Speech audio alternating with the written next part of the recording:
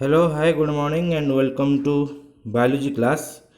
So, we have already started about modes of asexual reproduction. Again, I am telling you the modes of asexual reproduction.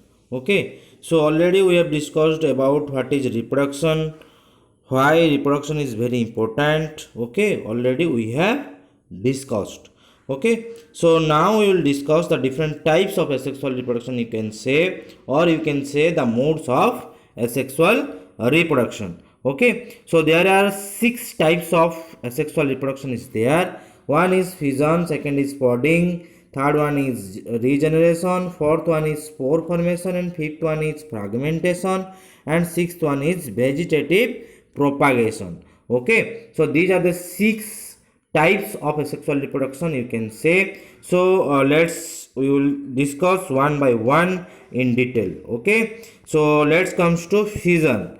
What is fission? The process in which the unicellular organism splits into identical halves during cell division to form new organism is called fission. It means एक cell जब divide होता है और divide होके जब equal half में 2 daughter cell देता है तब उसी को क्या कहते हैं?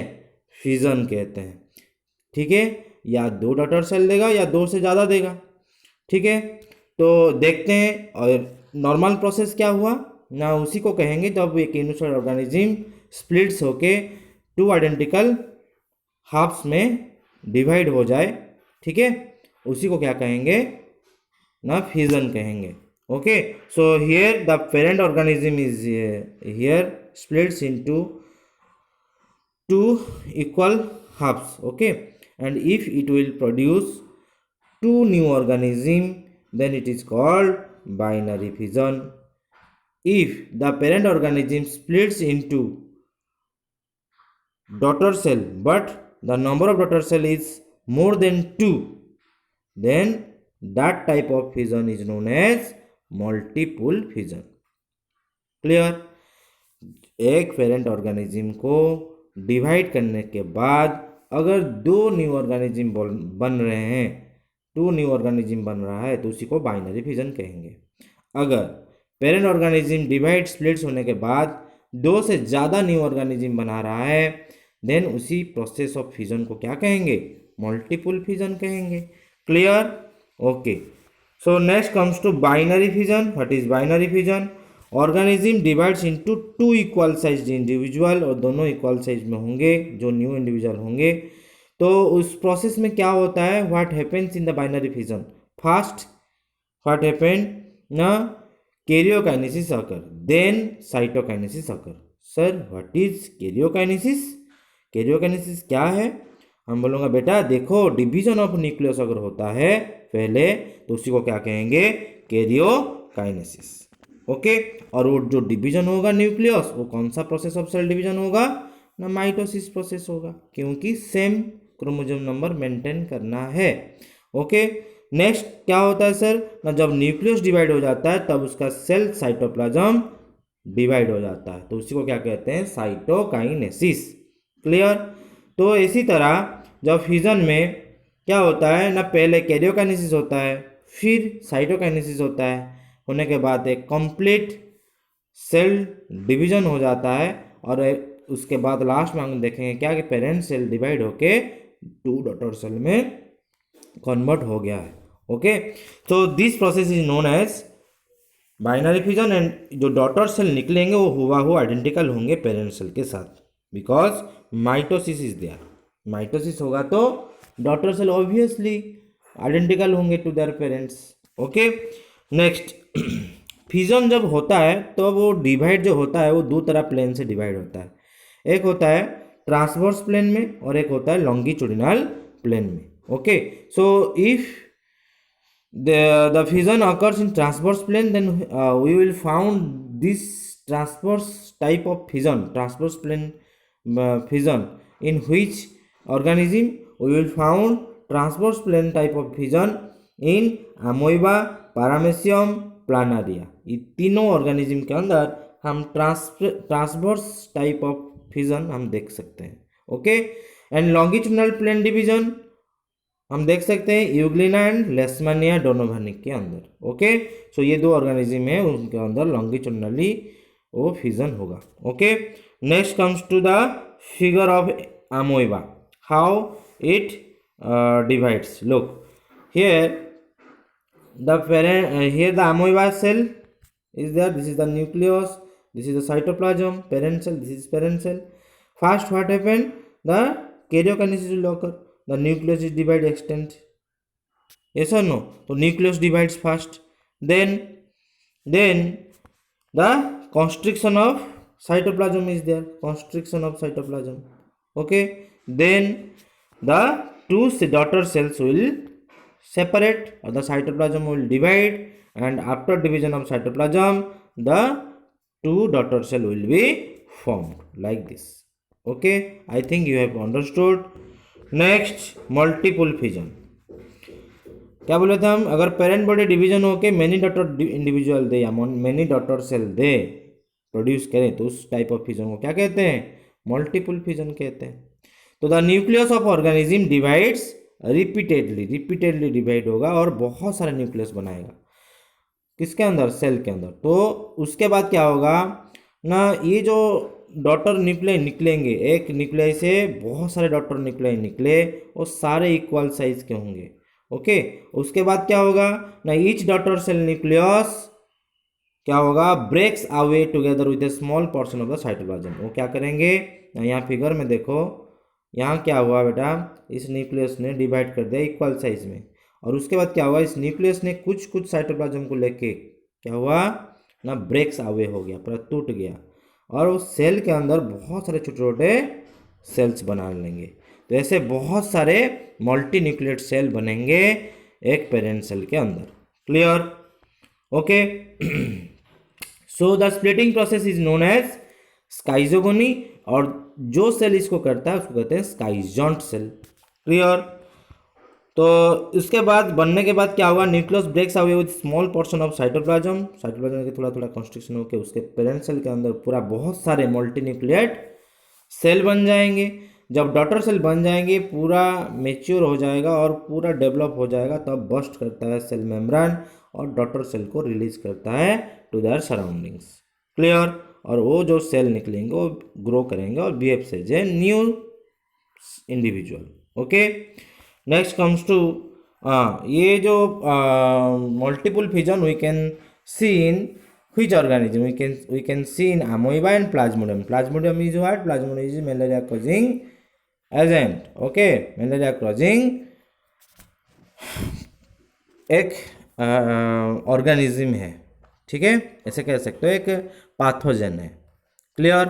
Next comes to a one extra type of binary fission is there, that is plasmotomy. That is plasmotomy.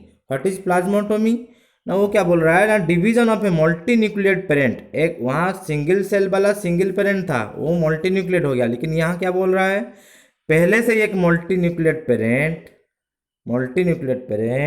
Divide होगा मल्टी न्यूक्लिएट इंडिविजुअल में, है ना, बहुत सारे मल्टी न्यूक्लिएट इंडिविजुअल में विदाउट डिवीजन ऑफ न्यूक्लियाई, वो भी उसका न्यूक्लियर डिवाइड नहीं होके, तो उसको क्या कहेंगे, plasmotomy.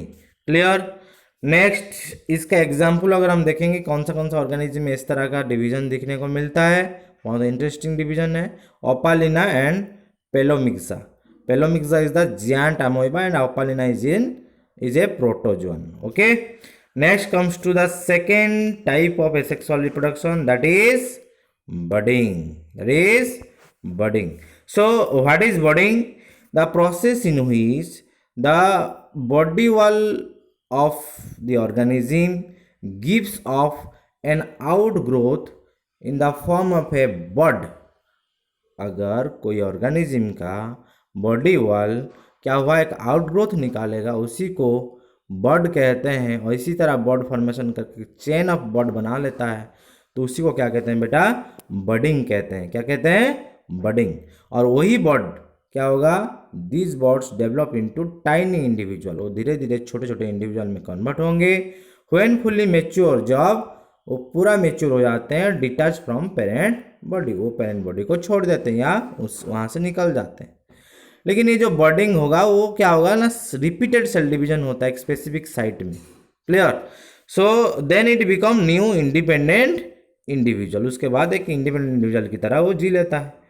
Okay, here is the diagram of that hydra, how hydra performs budding. Okay, so here is the parent hydra, and there is a bud in the parent body, and this bud becomes a tiny individual, new hydra, and when fully mature then it detaches from the parent hydra and behaves as a independent individual or independent hydra. Okay, so next comes to budding of yeast. yeast कैसे बर्डिंग करता है? तो east तो आप जानते हो single cell है, unicellular है, तो उसका न्यूक्लियस है भाई, यहाँ न्यूक्लियस दिखाई दिया है। और न्यूक्लियस जब क्या करता है ना, डिवाइड हो जाता है, पहले वही सेम फॉर्मूला, डिवाइड होगा न्यूक्लियस, फिर उसके बाद क्या होगा ना, साइटोप्लाज्म डिवाइड होगा और वो बर्ड फॉर्मेशन करके उसका पेरेंट बॉडी के साथ अटैच हो जाता है। ऐसे करते करते पूरा बहुत सारे बर्ड बना लेगा और ऐसे चेन ऑफ ईस्ट सेल का बॉड बनाएगा और बहुत सारे न्यू ईस्ट सेल बना लेगा। तो ऐसे करते करते बहुत सारे ईस्ट सेल नया बन जाते हैं। This is called budding of yeast. Okay, और भी बहुत सारे ऑर्गेनिज्म होते हैं जो बर्डिंग करते हैं। वो कौन कौन है? फ्लैटवर्म्स है, उसको टेपवर्म भी कहते हैं। अनलिड्स, बहुत सारे अनलिड ग्रुप के ऑर्गेनिज्म होते हैं, वो भी क्या करते हैं, बर्डिंग के हेल्प से अपना रिप्रोडक्शन करते हैं। Clear? Next comes to regeneration, third type of asexual reproduction. Regeneration means again formation of lost part। मतलब कोई भी आपका बॉडी पार्ट का अगर कोई पार्ट लॉस हो जाता है, उसी लॉस्ट पार्ट से पूरा फुल बॉडी को बना देना, इसी को कहते हैं रीजेनरेशन। समझ में आया बेटा? अगर मैं आपको क्या करूँगा, 6 पीस में काट दूंगा, आपका हाथ अलग, पैर अलग, मुंडी अलग, गर्दन अलग, सब कुछ अलग कर दूंगा। और अगर वही जो अलग लॉस्ट जो पार्ट हम पीसेस में कन्वर्ट कर दिए या जो पार्ट को हम काट दिए हैं, वो अगर पार्ट में एबिलिटी होगा, ग्रो करेगा और ग्रो करके जैसे कंप्लीट बॉडी पहले से था उसी छोटे पार्ट से अगर फुल्ली कंप्लीट बॉडी को अगर बना लेता है, दैट इज कॉल्ड रीजेनरेशन। तो वही चीज लिखा गया बेटा यहाँ, एबिलिटी टू फॉर्म और grows into new individual from broken piece of body into a complete body. ठीक है, into a complete body organism is called regeneration. क्या बोले बेटा? एक ऑर्गेनिज्म का अगर पीसेस करके ब्रोकन कर देंगे और वही ब्रोकन पीसेस से कंप्लीट बॉडी अगर बनता है इंडिविजुअल का, then that process is known as regeneration. Okay, ये बहुत सारे इन्वर्टिब्रेट्स में दिखाई देता है, इस तरह का कैपेसिटी उन लोगों के पास है। कौन कौन है? हम लोग के पास होता तो कितना अच्छा होता, हम लोग तो मरते ही नहीं, हम लोग तो इमोर्टल हो जाते, है कि नहीं? रावण जैसा शक्ति आता हमारे अंदर। Okay, so who are those invertebrates? Hydra के पास ये कैपेसिटी है, प्लानारिया के पास कैपेसिटी है, आर्थवर्म के पास कैपेसिटी भी है, और स्टारफिश के पास भी कैपेसिटी है, एम्फीबियंस एंड लिजर्ड्स के पास भी कैपेसिटी है। ओके, तो who are those amphibians? Toads, हाँ, और लिजर्ड्स तो आपको पता होगा, जो टेल अपने आप को कट करके अपना फिर टेल बना लेते हैं, वो रिजनरेशन कैपेसिटी है। तो सोचो, आप जब साइंटिस्ट बनेंगे, जेनेटिक साइंटिस्ट बनेंगे, जेनेटिकल इंजीनियर बनेंगे, तब कोशिश करना जरूर ये कैपेसिटी ह्यूमन जीन में डालने के लिए। अगर बेटा डाल दिए ना, नोबेल प्राइज आप ही का है। Okay okay, next comes to, this is the figure of regeneration. यहाँ प्लानरिया और हाइड्रा का दिया है फिगर। ओके, इसमें ध्यान देना है। क्या देखो, मैं यहाँ प्लानरिया को 3 पीसेस में कन्वर्ट करता हूँ और ईच लॉस्ट पार्ट से पूरा कंप्लीट बॉडी बन रहा है। हर एक बॉडी पर ये बीच से ये ऊपर मुंडी बना लिया, नीचे टेल भी बना लिया, और ये टेल पार्ट से कंप्लीट ऊपर अपर पार्ट को बना लिया। ये बहुत बड़ा चीज़ होता है कि रीजनरेशन कैपेसिटी, है ना? कोई भी लॉस्ट पार्ट से कंप्लीट बॉडी को बना ले, उसी को रीजनरेशन कहा जाता है।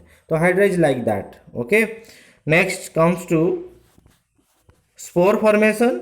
ये स्पोर फॉर्मेशन का बात जब आता है तब इसको कहते हैं एसेक्सुअल मेथड ऑफ रिप्रोडक्शन, और ये बैक्टीरिया और फंगाई में ज़्यादातर दिखाई देता है। बहुत सारा algae के अंदर भी दिखाई देता है, ऐसा नहीं है कि सिर्फ बैक्टीरिया फंगी के अंदर दिखाई देता है, algae के अंदर भी बेटा बहुत सारे दिखाई देते हैं इस तरह स्पोर फॉर्मेशन। ओके, और आप बोल सकते हो सर बहुत सारे प्लांट भी है वो भी स्पोर फॉर्मेशन करते हैं, लेकिन हाँ बेटा वो करते हैं, लेकिन उनका थोड़ा प्रोसेस अलग होता है। ठीक है, पढ़ोगे जब 11th क्लास में आओगे तो इसके बारे में डिटेल में पढ़ोगे।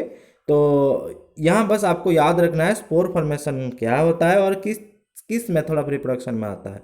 आपको बस यही ध्यान रखना है बेटा कि ये spore formation asexual method of reproduction में होता है, और ये बैक्टीरिया और फंजाई में ज़्यादातर दिखाई देता है, क्योंकि ये लोग एसेक्सुअल मेथड ऑफ रिप्रोडक्शन करते हैं। ओके, तो कैसे करते हैं ना, ये जो पेरेंट बॉडी है ये अपना एक स्पोरेंजियम बनाता है, एक कोन शेप स्ट्रक्चर बनाता है, और उसी स्पोरेंजियम के अंदर बहुत सारे स्पोर्स बनाने लगता है। और स्पोर्स क्या होते हैं बेटा ना, देखने में सिंगल सेल होते हैं और बहुत माइक्रोस्कोपिक स्ट्रक्चर होते हैं। माइक्रोस्कोपिक स्ट्रक्चर मीन्स वो आप खाली आँख से नहीं देख सकते हो, आपको माइक्रोस्कोप का जरूरत पड़ेगा। अगर उसी स्पोर्स, वो जो पेरेंट बॉडी में स्पोर्स होने लगा और वो फटेगा, जब स्पोरेंजिया बर्स्ट करेगा स्पोर्स क्या होगा ना, बाहर आएगा, और जब बाहर आता है उसको अगर फेवरेबल कंडीशन मिल गया और सॉइल के ऊपर गिर गया और उसको फेवरेबल कंडीशन मिल गया, तो वो स्पोर क्या करेगा, जर्मिनेट करेगा, और जब जर्मिनेट करेगा जर्मिनेशन के बाद एक न्यू इंडिविजुअल में कन्वर्ट हो जाता है। Clear? Okay, this process is known as spore formation. और ये बेटा कहाँ मिलता है, एक फंगाई है राइजोपोस, है ना, तो उसी राइजोपोस के बॉडी में भी ऐसे ही स्पोर फॉर्मेशन होता है, वो भी ऐसे ही अपना नंबर्स को बढ़ाता है, या ऐसा कह सकते हो अपने वंश को बढ़ाता है, रिप्रोडक्शन ऐसे ही करता है। Okay, so here you can see the detail structure of Rhizopus, आपके बुक में मिलेगा। ये जो आप देख रहे हो ना, ये हाइफा है, ये लॉन्ग ट्यूब आप देख रहे हो, इसको हाइफा कहते हैं। और ये जो कंप्लीट स्ट्रक्चर आप देख रहे हो इसको पूरा कहते हैं स्पोरेंजियोफोर्स। और इस स्पोरेंजियोफोर्स के अंदर क्या होते हैं बेटा ना, ये जो देखो, ये जो बैग लाइक स्ट्रक्चर देख रहे हो ना आप, इसी को स्पोरेंजियम कहते हैं, इसी को स्पोरेंजियम कहते हैं।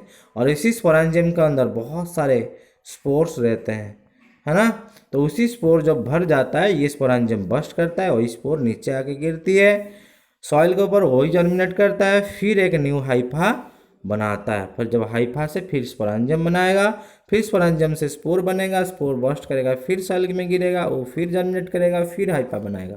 तो ऐसे करके कंटिन्यू अपना रखता है अपना लाइफ साइकिल को। ठीक है, तो आप किस किस इंडिविजुअल में, किस किस ऑर्गेनिज्म में इस तरह का एसेक्सुअल रिप्रोडक्शन आपको मिलेगा ना, algae एंड फंगी। बहुत सारे फंगी हैं ऐसे करते हैं, जैसे म्यूकर, ओके, राइजोपॉस एंड पेनिसिलियम, वो फंगी में आपको ये सारा इस तरह का स्पोर फॉर्मेशन आपको मिलेगा। और एक है क्लामाइडोमोनास जो ग्रीन alga कहा जाता है, उसके बॉडी में भी स्पोर फॉर्मेशन होता है। Okay, next comes to the fifth types of asexual reproduction, that is fragmentation. Okay, so fragmentation means अगर एक पेरेंट बॉडी स्प्लिट हो रहा है इंटू 2 और मोर फ्रैगमेंट्स, और वही fragment behave as a new individual और न्यू ऑर्गेनिज्म, ऐसे कह सकते हैं, each fragment behaves as a new organism after growth उसका होगा, और ग्रोथ होके फिर न्यू ऑर्गेनिज्म बिहेव करेगा, उसी को कहते हैं बिहेव करेगा, उसी को कहते हैं fragmentation process. So under favourable condition उसको जब मिलता है, each fragment develops into A new organism. So here is the example of spirogyra, green filamentous algae उसको कहते हैं, वो उसका बॉडी फिलामेंटस टाइप के होते हैं। So this method occurs in simple multicellular organism, that is spirogyra. आप बोल सकते हो कि सर जो बहुत सारे और भी मल्टीसेलुलर ऑर्गेनिज्म है वो क्या होते हैं, वो उनका बॉडी बहुत कॉम्प्लेक्स होता है, उनके बॉडी में ये चीज़ें नहीं होती है। Okay, next see the structure of spirogyra. This is the structure of a Spirogyra. Okay, and this is the body of a cell wall. Okay, and here is the chloroplast. Inside the chloroplast there is nucleus. Okay, and when it breaks or splits into different fragments, fragment 1, 2, 3, and each fragment behaves as a new individual. Each fragment behaves as a new individual. This fragment is also behaves as a new individual. So that this is the process of fragmentation. आपके दिमाग में एक चीज चल रहा होगा कि sir regeneration and fragmentation एक जैसा दिख रहा है, लेकिन ये सेम है क्या? हम बोलेंगे बेटा बिल्कुल भी सेम नहीं है. वो क्या करता था रीजनरेशन, उसका लॉस्ट पार्ट से कंप्लीट बॉडी बनता था. और यहाँ क्या हो रहा है बेटा ना, जब स्प्लिट होने के बाद फ्रैगमेंट बनता है, वही फ्रैगमेंट बिहेव करता है एक न्यू इंडिविजुअल की तरह direct. Okay, so this is the basic difference in between regeneration and fragmentation. आपको याद रखना है ये चीज़ें, और इसका बेस्ट एग्जाम्पल भी आपको याद रखना है. क्लियर?